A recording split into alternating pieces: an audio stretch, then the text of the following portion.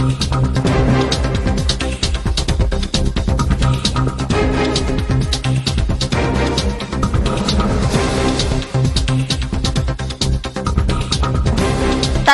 செய்தியை பார்த்து வருகிறோம்.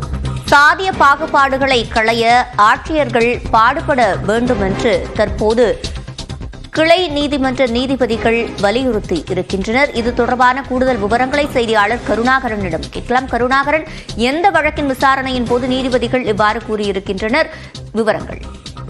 சுப்ரஞ்சனி, அதாவது கரூரை சேர்ந்த சுப்பிரமணியன் என்பவர் கரூர் மாவட்டம் பொருந்தலூரில் ஸ்ரீ பகவதி அம்மன் கோவில் திருவிழாவின் போது தீச்சட்டி மற்றும் கோவிலில் வழிபாடுவதில் பாகுபாடு பார்க்கப்படுகிறது, இரட்டை கோலை முறை பார்க்கப்படுகிறது என்று ஒரு பொதுநல மனுவும், அதே போன்று கரூர் மாவட்டம் மண்மங்கலத்தை சேர்ந்த ரமேஷ் என்பவர் கரூர் மாவட்டம் நேரூர் வடக்கு பகுதி ஸ்ரீ ஆரவாய் அம்மன் கோவில் தேர் வரும்பொழுது பட்டியலின மக்கள் பகுதிக்கும் வர வேண்டும் என்றும் பொதுநல மனுக்கள் தாக்கல் செய்திருந்தனர். இந்த மனுக்கள் நீதிபதிகள்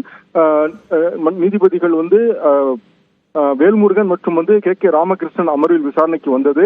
அப்பொழுது உயர்நீதிமன்ற உத்தரவின்படி கரூர் மாவட்ட ஆட்சியர் மற்றும் தங்கவேல் மற்றும் எஸ்பி பெரோஸ்கான் மற்றும் மத்திய மண்டல ஐஜி உள்ளிட்டோர் ஆஜராகினர். இதைத் தொடர்ந்து நீதிபதிகள் சில சரமாரியான கேள்விகளை எழுப்பினர். அப்போது அரசு தரப்பில் அங்க பாகுபாடு எதுவும் இல்லை, புகார் எதுவும் கொடுக்கப்படவில்லை என்று தெரிவித்திருந்தனர். இதைத் தொடர்ந்து நீதிபதிகள் என்ன சொன்னாங்க அப்படின்னா, அதாவது புகார் கொடுக்கவில்லை என்ற ஒரே காரணத்திற்காக நாம் அதை தீண்டாமை கொடுமை நம்ம கலந்து செல்ல முடியாது.